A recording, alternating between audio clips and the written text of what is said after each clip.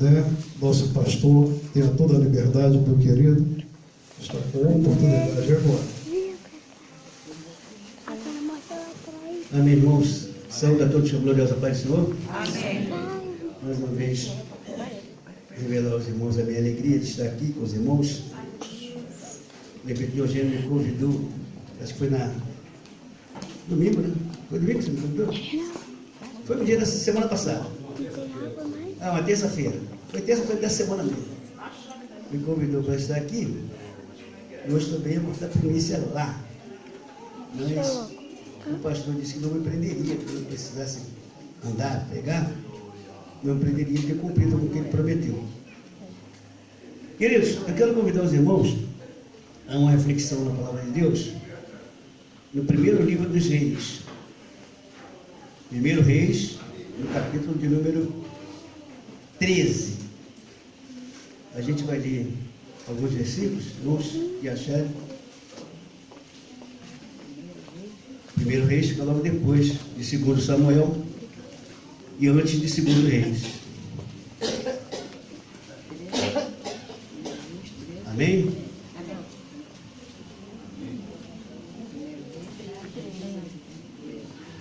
Primeiro Reis, capítulo de número 13. Podemos ler? Seria difícil os irmãos se levantarem em referência à palavra de Deus?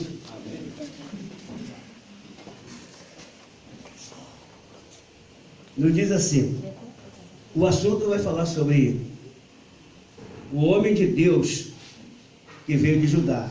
Na sua Bíblia pode estar o profeta velho, o profeta novo, alguma coisa assim. A minha Bíblia tem uma tradução um pouco diferente, mas como já foi dito aqui, são sinônimos, palavras diferentes, querem dizer a mesma coisa. A partir do primeiro versículo, vamos ler alguns para a nossa meditação, que diz assim: eis que por ordem do Senhor veio de Judá a Betel um homem de Deus, e Jeroboão estava junto ao altar para queimar incenso, e o homem clamou contra o altar por ordem do Senhor, dizendo: altar, altar, assim diz o Senhor, eis que um filho nascerá na casa de Davi, cujo nome será Josias, o qual sacrificará sobre ti os sacerdotes dos altos, e sobre ti queimará incenso, e os ossos de homens queimarão sobre ti. E deu aquele mesmo dia um sinal, dizendo: eis que o sinal de que o Senhor falou, eis que o altar fenderá, e a cinza estará sobre ele, derramará. Sucedeu, pois, que ouvindo o rei Jeroboão a palavra do Senhor, a palavra do homem de Deus, clamara contra a palavra que o homem de Deus clamara contra o altar em Betel, estendeu as mãos de sobre o altar, dizendo: pega-o. E logo a mão que estendera contra ele se secou, de modo que a mão não podia tornar para si. E o altar se fendeu, e a cinza se derramou do altar, conforme o sinal que o homem de Deus, por ordem do Senhor, havia dado. Então respondeu o rei e disse ao homem de Deus: suplica ao Senhor teu Deus e roga por mim, para que se restitua a minha mão. Pelo que o homem de Deus suplicou ao Senhor, e a mão do rei foi restituída, e ficou como dantes. Disse então o rei ao homem de Deus: vem comigo à minha casa e conforta-se, e te darei uma recompensa. Mas o homem de Deus respondeu ao rei: ainda que me desse metade da tua casa, não iria contigo, nem comeria pão, nem beberia água, porque assim me ordenou o Senhor, pela palavra, dizendo: não comerás pão, nem beberás águas, nem volte pelo caminho de onde vieste. Vamos parar por aqui, depois se a gente precisar, a gente cita alguns versículos. Pode sentar, irmãos, refletindo. Irmãos, essa é uma palavra para reflexão. Eu creio que os crentes mais antigos, todos conhecem a história de Jeroboão, que era um chefe do exército de Salomão, e que, quando houve a divisão das tribos, por causa do pecado de Davi, Deus havia prometido, por causa do pecado de Salomão, Deus havia prometido que tomaria parte do reino e seria dada a outro que não fosse da linhagem de Davi, por causa do pecado de Salomão. Davi havia pecado, depois vem Salomão e decepciona. Salomão, que recebeu tantas bênçãos, tantas virtudes, tanta riqueza da parte do Altíssimo, tanto privilégio, tanta honra, fama. E a gente vai analisando tudo isso, irmãos, para a gente entender como a gente precisa vigiar e ter cuidado com a nossa vida. Porque fama, honra, prestígio, posição ministerial não determina para ninguém a eternidade de gozo. O que faz com que as pessoas alcancem a eternidade é a permanência na bênção, na obediência a Deus. Não adianta por algum período o homem ser cercado de honra, de fama, de prestígio, aí deixa a vaidade entrar no coração, fica subestimando os outros, fica achando que é o dono de tudo, quando na realidade o dono da obra é o Senhor Jesus. A Ele toda a honra, toda a glória, todo louvor e toda adoração. Então a gente entende que houve uma profecia em favor de Jeroboão. Foi o próprio Deus quem colocara Jeroboão na situação de rei, onde houve a divisão das tribos. Das 12 tribos, 10 ficaram com Jeroboão e 2 apenas ficaram com Roboão, que era o filho do grande sábio da história, irmão Salomão. Ele até tentou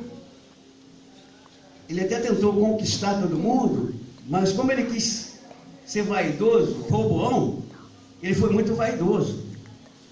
Ele chamou os anciões, um representante de cada tribo, para um aconselhamento, para uma reunião, e eles deram conselho a ele, que eles diminuíssem o fardo que estava sobre o povo, porque Salomão deixou um imposto muito pesado para que o povo pagasse. O povo estava sofrendo muito para conseguir pagar os impostos.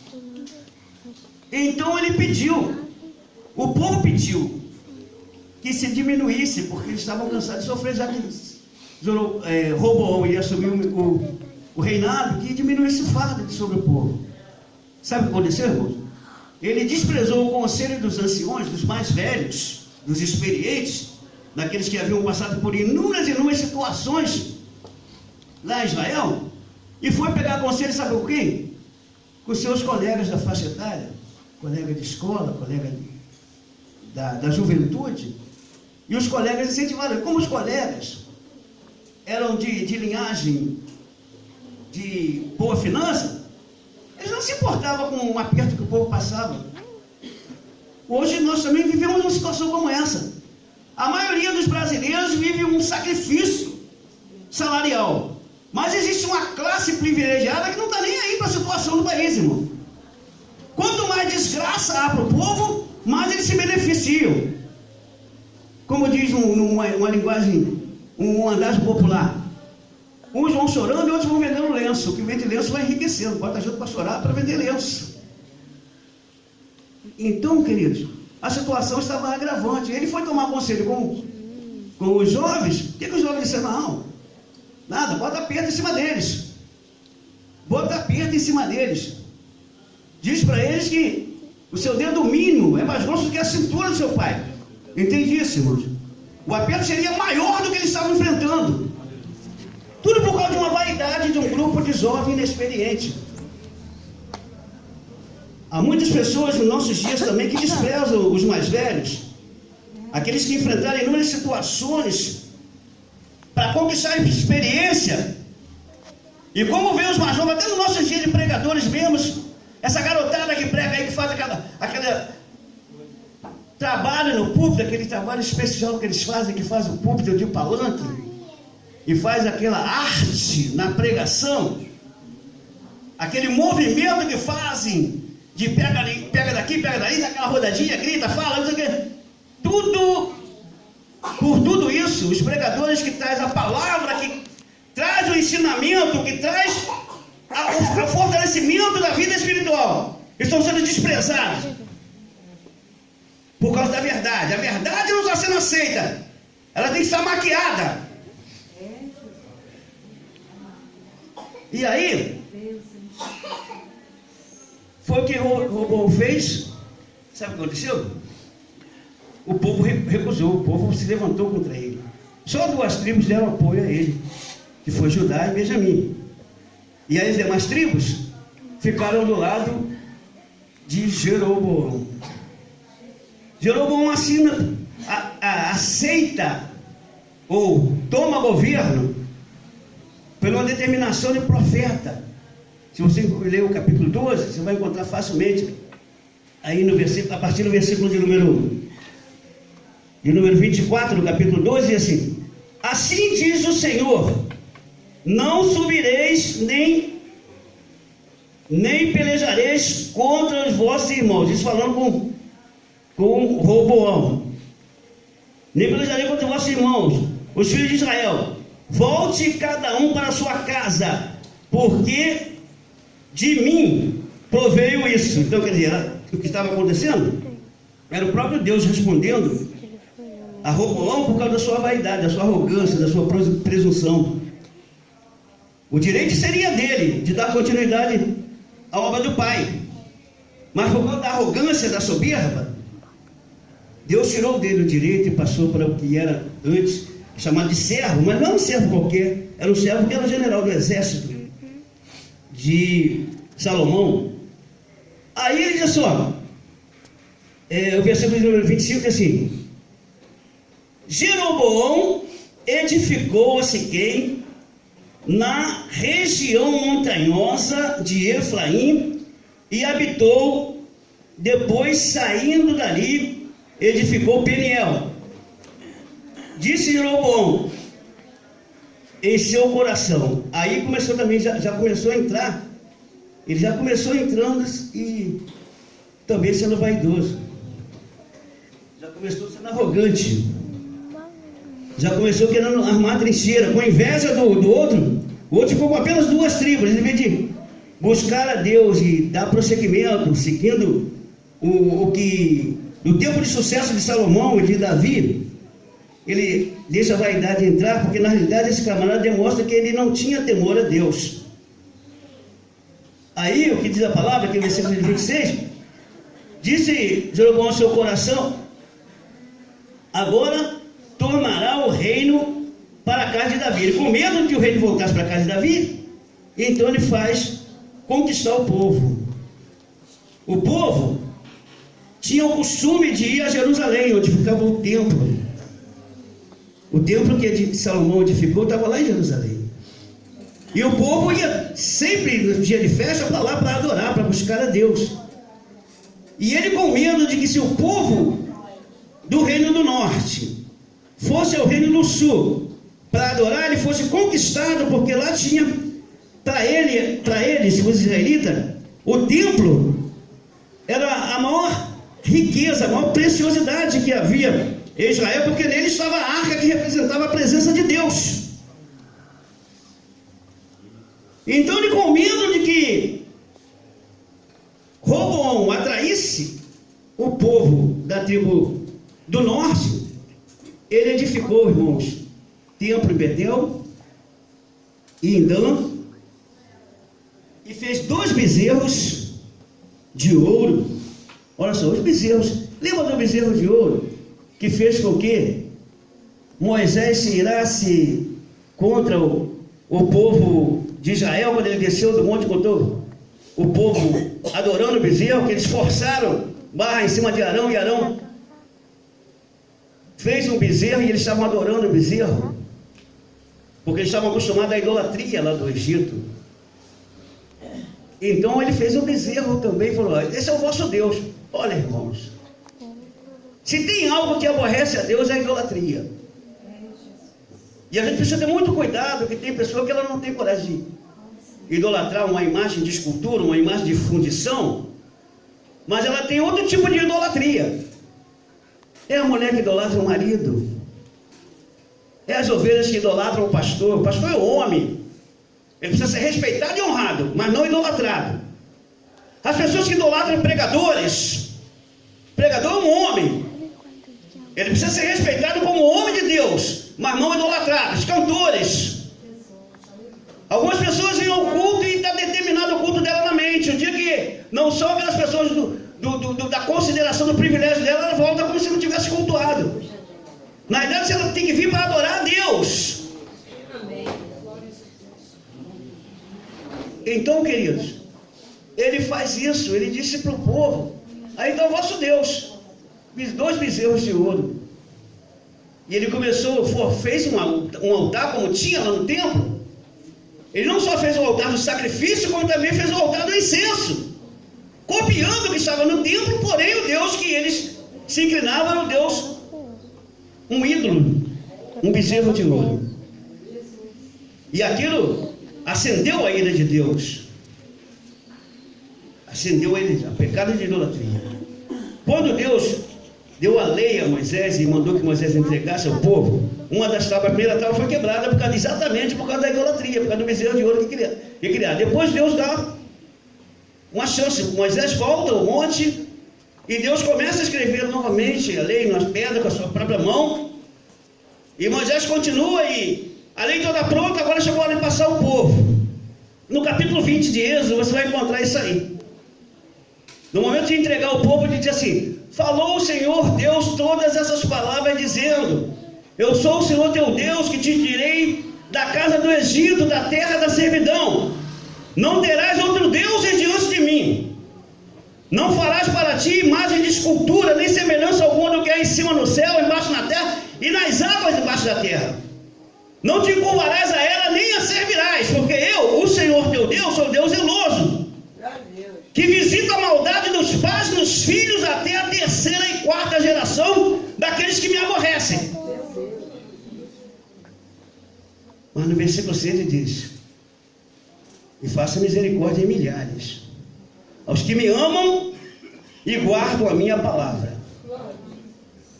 Tem sido essas nossas condições? Nós temos amado o Senhor, temos guardado a palavra?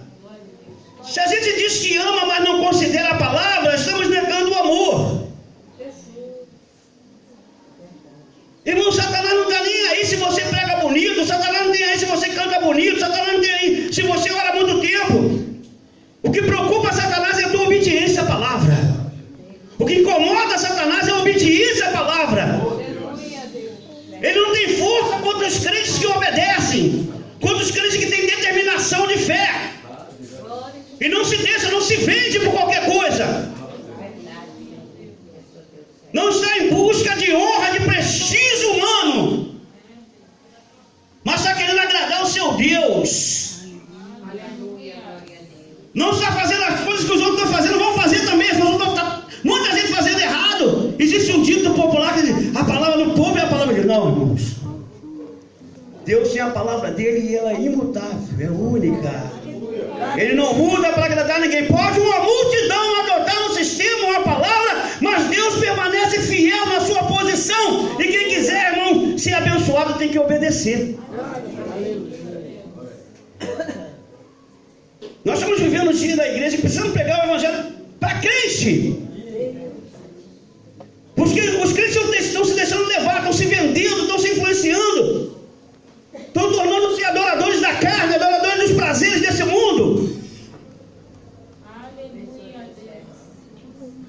Irmãos, essa palavra eu tenho certeza que Deus escolheu para vocês aqui essa noite. Quando o irmão me convidou, eu estava fazendo uma mensagem, porque alguém me convidou a pregar sexta-feira que vem. Estava preparando uma mensagem. Aí preparei uma mensagem aqui para falar de perdão. Pode ser que outra vez ela vai caber aqui, mas hoje Deus mandou falar essa palavra aqui. Eu não sei se está incomodando alguém, mas deveria, se estiver incomodando.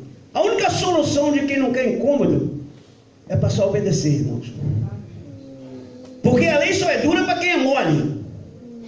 A lei é para punir infratores. Se você não sabe a inflação, você não tem medo de palavras. A palavra não é dura, nós que somos moles. A palavra de Deus é a verdade. E aí, por causa daquele comportamento, no dia que eles iam fazer a festa, eles estavam fazendo festa. Como ia fazer a festa?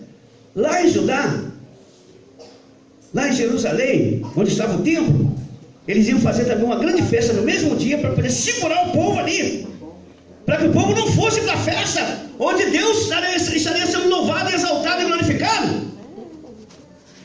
Jeroboão está dizendo: agora vamos fazer a nossa festa também. Nós temos festa, nós temos deuses.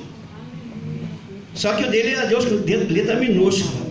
O Deus Altíssimo, Soberano, com letra maiúscula, o imutável, aquele que conhece o seu coração, aquele que sabe onde você anda, o que você faz, quem você é, que conhece você muito mais do que você se conhece.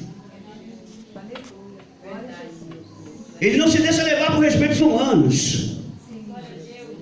Ele é Senhor. E todo aquele ritual que era apresentado ali é para que o povo pudesse se adaptar, para o povo pudesse verdadeiramente se voltar para Deus com interesse de coração. Porém, lá naquela casa criada, constituída por Jeroboão, Deus já não aprovava, porque Deus não tinha ali o prestígio era dos ídolos. E ele chegou a declarar para o povo que o Deus deles estavam ali, 2 bezerros de ouro. Agora, irmão, no dia da consagração de tudo aquilo, Deus havia falado do profeta. O profeta viaja 20 quilômetros numa cavalgadura do jumento para chegar na hora da festa e estar presente ali quando estava tudo preparando a consagração de tudo aquilo. O profeta diz sobre o altar e condena aquele comportamento. Sabe, querido, o nosso altar é o nosso coração. Como que está o seu coração? Nós não temos mais aquele altar literal para se colocar carne para queimar, mas queimamos a carne, sabe quando? Quando entramos na obediência a Deus, quando rejeitamos o pecado, os desejos impuros, as incoerências. O teu desejo pelo pecado vai continuar. Satanás vai fazer tudo para fazer você pecar, porque ele sabe que quando você peca, você aborrece a Deus. Mas se você determinou adorar a Deus, você vai começar a massacrar a sua carne. A sua carne vai ser queimada pelo fogo do Espírito. O desejo que você tem pelo mundo, você vai entregar na mão do seu Senhor. Trabalha na minha vida, eu quero ter força para recusar o pecado. Meu Deus! Tem muita gente que está servindo a Deus, mas não se esforça para isso, irmãos. O pecado trabalha na vida dela de uma maneira muito fácil. No início dos anos 80, tinha um novo convertido. Deus deu um hino a ele que dizia assim: se o pecado vem ao teu coração e te diga deixa-me entrar. Se o pecado vem ao teu coração e te diga deixa-me entrar, diga não, não, não, Cristo vive em mim, já não há lugar para ti. Diga não, não, não, Cristo vive em mim, já não há lugar para ti. Será que nós estamos falando isso com a nossa alma? Com o nosso ego? O pecado vai procurar nos prender, vai procurar nos cercar, vai procurar se apresentar como isca diante de nós. É interessante, irmãos, que o peixe, quando vai na isca, ele não sabe que tem um anzol. Ele vai a fim de se alimentar, vai bocar a isca, mas ele não sabe que tem um anzol. Prestemos atenção, mas ele fica agarrado na isca porque ele não tem a capacidade de analisar, de observar. Ele vai com fome, pum, boca isca. Mas você, como crente, você não tem raciocínio de peixe. Você tem a mente do Senhor. O Espírito Santo, ele te avisa. Se você andar em comunhão com o Senhor, o pecado vai até aparecer, mas o Espírito Santo vai te revelar e você vai discernir pelo Espírito. Existe um dom que a igreja deveria buscar, principalmente os obreiros. O dom de discernir os Espíritos. Ele apresenta na igreja com sapatinho de algodão, não faz barulho, vem tentando enganar. Parece, mas não é. Muitas das vezes, irmãos, a gente é enganado porque as coisas parecem muito. Interessante que é isso, irmãos. A gente precisa vigiar, sabe por quê? Porque se as coisas do pecado fossem todas espantosas, era fácil de fugir, tinha uma marca espantosa, não ser diferente. Não. O problema é que ela vem atraente. Querido Deus. Vem fazendo com que você se volte a atenção a ela, Vem tentando colocar o seu desejo de experimentar. Aí a gente precisa de vigilância. Precisamos de vigilância. A hora está correndo a beça, né, irmãos? Ainda não comecei a entrar na minha mensagem, mas a gente pode guardar para outra vez. Mas, queridos, vamos entender uma coisa. Deus chamou um profeta, que é chamado de novo, o nome dele fica até no anonimato. Não foi um profeta conhecido. Às vezes nós desprezamos alguém que não é conhecido. Vê na época das nossas festas? Vamos chamar fulano que ele traz uma multidão. A gente está preocupado com o nome, com pessoas influentes, quando na realidade o Espírito Santo quer usar as coisas que não são para confundir as que são. As que não têm aparência para que possam aparecer, fazer o nome de Deus aparecer. As coisas humildes para mostrar a grandeza do soberano.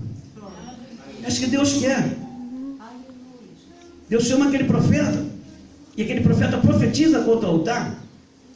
E quando o rei, e ele disse que mais deixou ele furioso, é que o profeta disse que Deus estava levantando um homem que iria reinar ali, e que os ossos dos sacerdotes que ele havia escolhido, ele começou a escolher sacerdotes. O sacerdote que Deus havia determinado tinha que ser da linhagem de Levi. O dele era qualquer um que aparecesse lá, que ele se simpatizasse, botava para ser sacerdote, porque não fazia parte da vontade de Deus.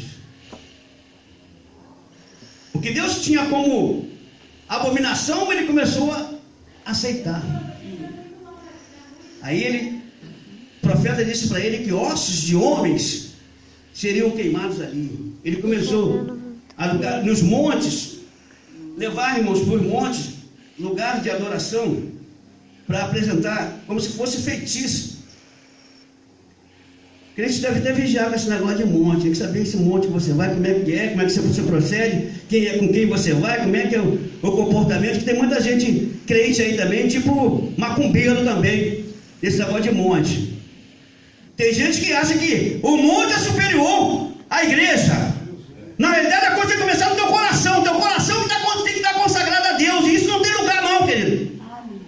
Dentro da sua casa você pode ser consagrado, você falar com Deus e Deus te ouvir no seu quarto. Foi o que Jesus disse: entra no seu quarto, no oculto, ou em qualquer outro lugar. Muitas vezes você não está com lugar para orar, você vai para o banheiro e Deus te ouve.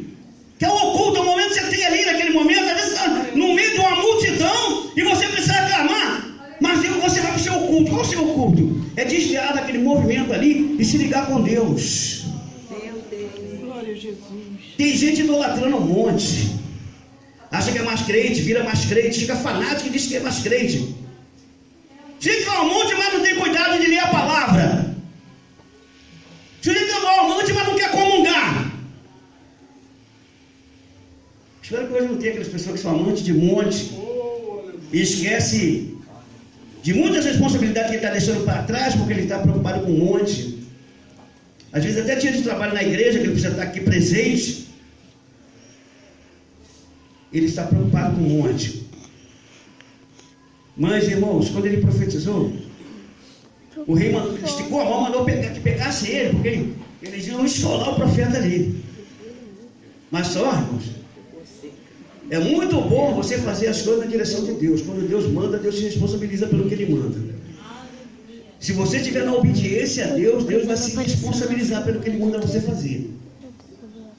Agora não fica fazendo só porque você sabe que Deus é poderoso, não. O diabo também sabe disso. Que Deus é poderoso, o diabo sabe. Mas ele não obedece. Não esteja no lugar do diabo. Se Deus te mandar falar, fale, porque Ele se responsabiliza pelo que manda falar. Se Deus te mandar fazer algo, faça, mas faça a prova para saber se realmente você não está sendo enganado. É por isso que tem que ter um dom de discernimento. Se Deus te mandou fazer alguma coisa, Ele vai se responsabilizar pelo que Ele manda fazer, se responsabiliza pelo que Ele manda falar. Mas Ele não tem nenhum compromisso naquilo que Ele não mandou fazer e não mandou falar.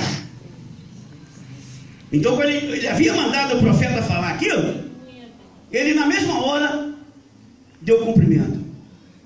Quando o rei estendeu as mãos, mandou que ele pegasse, a mão do rei não voltou mais, ficou travado, o braço ficou travado. E o altar, logo como ele disse que o altar ia se fender e as cinzas iam descer do altar, o altar se fendeu e as cinzas desceram. Aí, o temor bateu no coração do rei. Não foi um temor a Deus, foi um temor da morte. Mas ele pediu e Deus atendeu só para mostrar para eles que estavam ali que aquele homem foi lá por ordem de Deus. Está entendendo, irmão? Aí ele pediu para que o profeta suplicasse a Deus. Ele suplica, olha só, irmão, presta atenção no como ele se expressa. Suplica ao teu Deus. Senão que ele estava fora do projeto de Deus. Senão ele se dizia assim, suplica ao nosso Deus. Não é verdade, irmão? Suplica ao teu Deus para que o braço torne a normalidade. O profeta orou e o braço dele foi restituído à normalidade. E aí ele ficou encantado com aquilo ali, sentiu que o profeta realmente estava ali por ordem de Deus, e se o profeta falasse algo mais ali, aconteceria. Porque quando você está na direção de Deus, Deus te libera para fazer algo, irmãos. Deus vai te usar realmente com toda a autoridade. E ele oferece ao profeta ir para a casa dele, e lá ele queria fazer um banquete. Quando ele fala comer pão, beber água, era um banquete que ele queria dar para aquele profeta. E ainda ofereceu aquele din-din que todo nosso tempo todo mundo gosta, né? Ah, preguei tal lugar, nem me der nada. Ninguém tem a responsabilidade de te dar nada, não, querido. Você pedia trabalho, pedia provisão de Deus.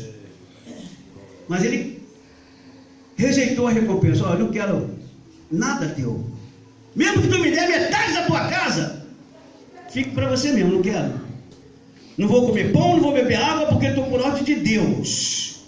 Ainda tem outra coisa, não vou voltar pelo mesmo caminho, não quero a tua recompensa. Meu problema aqui é combater o pecado e obedecer a Deus. E aí saiu por outro caminho, irmãos. Aí, não sei se vai, vou falar só um pouquinho só com relação ao que aconteceu. Ele vai pelo caminho. Os filhos de um profeta que residia ali em Betel, nas proximidades ali, assistiram toda aquela cena, tudo o que ocorreu, e foram para o profeta velho, que é o pai deles, que não sei por que já numa festa o profeta não estava lá no templo. Viu, irmãos? Era festa, ele não estava no templo, sinal que ele não estava de acordo com a vontade de Deus. Os filhos falaram, veio um profeta aí, um camarada novo, e profetizou, aconteceu isso com o rei, aconteceu isso com o altar. Sabe o que acontece, irmãos? O coração do profeta velho se encheu de ciúme. Tem muita gente velha com ciúme da garotada que está aparecendo. Tem garoto sério. São todos garotos que fazem presepada, não. Tem garoto que tem compromisso com Deus. Tem garoto que recebeu chamada de Deus e está compromissado com a vontade de Deus. E aí a velharada fica com ciúme. Irmãos, não precisa ter ciúme não. Deus usa a cada um dentro da sua forma de ser. Deus é quem dá estratégia nova. Na realidade, o corpo envelhece, mas as estratégias se renovam. Deus dá estratégia para cada um dá a sua maneira de ser. Não precisa invejar de ninguém, querer ser igual a ninguém. O grande problema que acontece nos nossos dias é que os pregadores são imitadores, tipo papagaio. Tem pregador que você vai olhar assim, depois você vai olhar, vai observar na mídia, o cara está imitando tanto. É a maneira de vestir, a maneira de falar, a maneira de gesticular. Seja autêntico, irmão, seja você mesmo. Se preocupe de ser igual a ninguém, não. Ninguém vai conseguir ser o outro. E se imitar, vai ter momento que vai deixar a desejar. Então, irmãos, conforme-se com a sua autenticidade. Seja você mesmo. Da maneira que você é, Deus vai te usar. Por mais simples que você seja, se você se propôs servir a Deus. Claro, poder conhecer a palavra, sim, irmãos. Estudar, sim. Mas não fique inventando nada para atrair os outros, irmãos.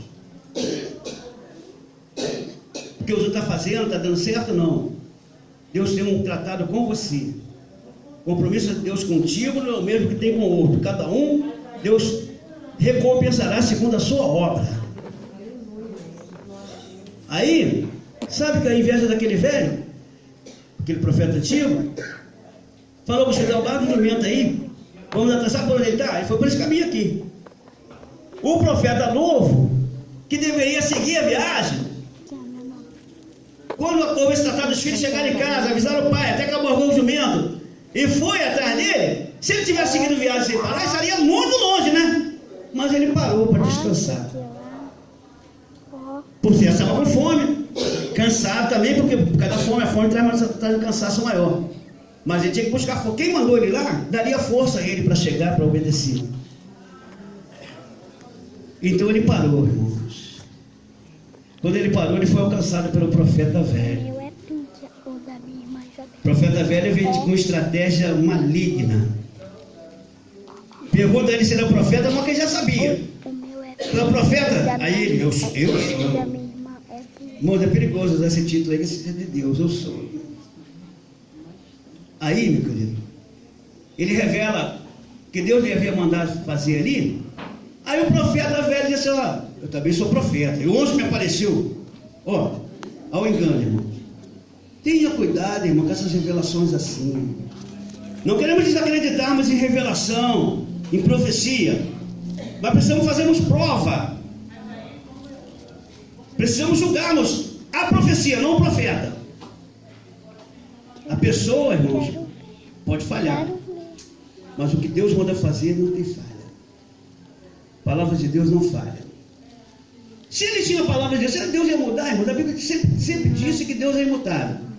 Deus manda ele lá com compromisso, disse, não vai, não coma, não beba, não volte pelo mesmo caminho. Ele está tudo certinho. Aí depois apareceu o camarada, não, também sou profeta. Deus, o anjo apareceu, não foi Deus, o anjo apareceu e falou comigo. Que coisa, né? Ele estava com a palavra de Deus. E o profeta velho veio com a palavra do anjo. E ele vai para a casa do profeta, come e bebe. Quando ele está comendo e bebendo, aí Deus usa o profeta, o antigo, que estava desviado. Viu? Deus usa o profeta. Como eu disse, Deus usa aquilo que não é para fazer entender que é a mensagem dele. Aí disse para ele que por causa da desobediência, da rebeldia dele contra a palavra de Deus, ele iria morrer pelo caminho. E logo o profeta entrega aquela mensagem a ele, ele já comido e bebido, feito que Deus tinha falado para não fazer. O profeta velho, ele mesmo vai lá e albarca o jumento dele e fala, botou ele, vai embora agora. Ele tinha conseguido, Satanás tinha conseguido destruir tinha conseguido entrar no caminho do servo de Deus. Agora, irmãos, quando ele sai, vai pelo caminho, vê um leão e o mata. Ele estava na sua cavalgadura, por certo estava na sua cavalgadura, o leão deve ter pulado em cima dele, jogou ele no chão. O leão matou aquele homem, mas não despedaçou. Interessante, irmãos, como Deus cuida dos seus. Deus poderia ter mandado deixar o leão estraçalhar ele, mas Deus queria também falar com outro profeta. Deus queria levantar o velho. Aí, querido, ele cai lá. O leão não comeu o jumento. Leão normalmente comeria o jumento, estraçalharia o corpo do profeta, mas o leão ficou lá. Os dois juntinhos, fizeram dois amigos, o jumento e o leão. Que contraste, né, irmão? Sabe por quê?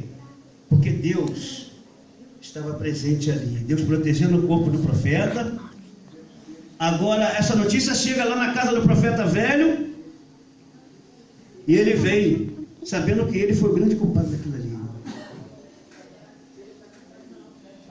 Irmãos, eu não vou gastar muito tempo. Na verdade eu não entendo minha mensagem, mas o que eu tinha que falar aqui.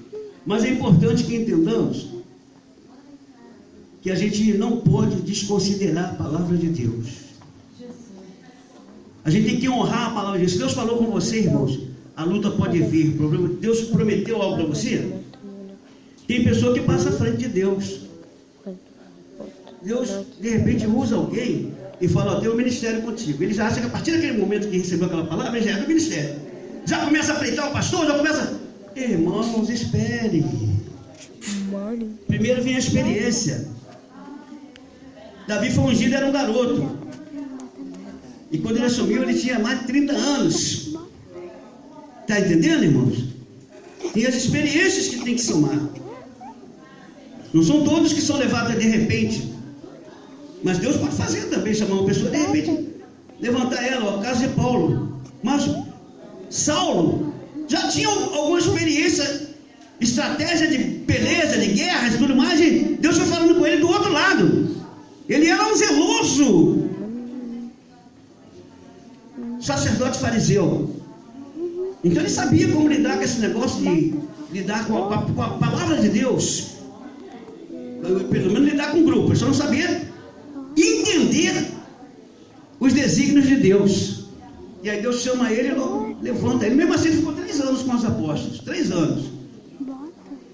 3 anos no nosso dia tem sido muito. Tem gente que você aceitou Jesus hoje.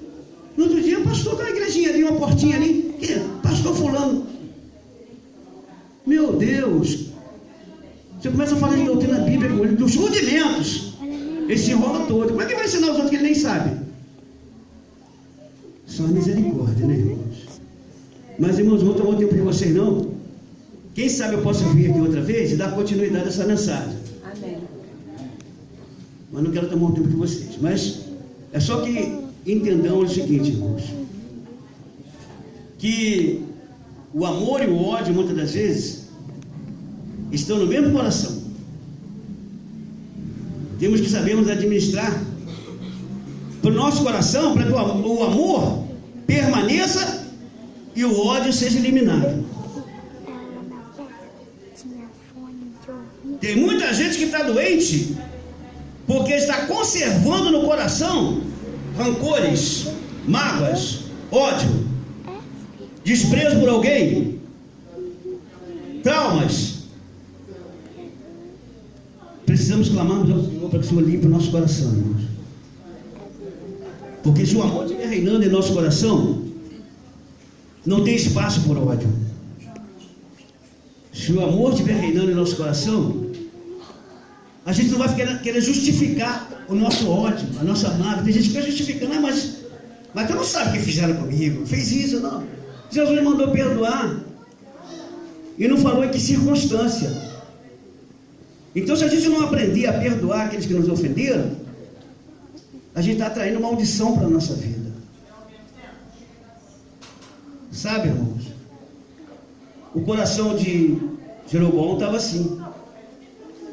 Ele queria agradecer, queria que o nome dele aparecesse mas da forma dele. Irmãos, enquanto a gente quiser agir do nosso jeito, querer que as coisas aconteçam dentro da nossa força, da nossa estratégia, não vai dar certo. Mas quando a gente começar a se submeter ao Senhor e deixar o Senhor nos conduzir e cuidar daquilo que Deus separou para nós, como você estudou hoje de manhã sobre a mordomia. Mordomia é cuidar, é administrar o que não é teu. A tua vida não é tua. O seu corpo também não é teu. Muitas coisas que a gente precisa abrir mão e cuidar direito, porque tem um dono que é especial. Tem um dono que vai requerer depois do tratamento que a gente deu aquilo que ele nos confiou. Amém, irmãos? Então eu vou parar, porque de repente não era o que você queria ouvir, né, irmão? Com certeza tinha muita gente que não queria ouvir isso aqui hoje, queria uma mensagem vibrante, né, irmãos? Uma mensagem, mexe aqui, mexe ali, mas eu não sei fazer isso, eu sei falar essa palavra assim. Se você quiser ser abençoado, é só obedecer. A chave está na obediência. Aprendamos a obedecermos a Deus e a gente vai ver as bênçãos nos procurando. Sabe, irmão? Lá em Deuteronômio capítulo 28, fala sobre a questão da bênção, chamando a atenção para a obediência. Se você obedecer, Deus vai mandar a bênção em busca de você. Se você desobedecer, irmãos, o antônimo de bênção é maldição. Ela que vai te procurar. Então tenhamos cuidado, que o Espírito Santo fale nos nossos corações e nos desperte, irmão, nos desperte. Nos desperte, porque a igreja dos nossos dias, ela precisa vigiar, porque nós estamos nos influenciando com aquilo que está implantado no mundo. Tem gente que está buscando a Deus só por aquilo que ele faz. Está esquecendo de adorar Ele pelo que Ele é. Sabe, irmãos? Se nós começarmos a adorar a Deus e buscarmos a presença dEle por aquilo que Ele é, com certeza Ele fará tudo aquilo que a gente precisa. Você não terá tudo o que você quer, mas Deus te dará tudo o que você precisa. Então, irmãos, sejamos agradecidos ao Senhor por aquilo que Ele nos concede ser. Amém? Amém. Deus nos abençoe em nome de Jesus. Deus possa continuar abençoando nosso pastor Zé Francisco. E quando eu fiz o convite, ele me perguntou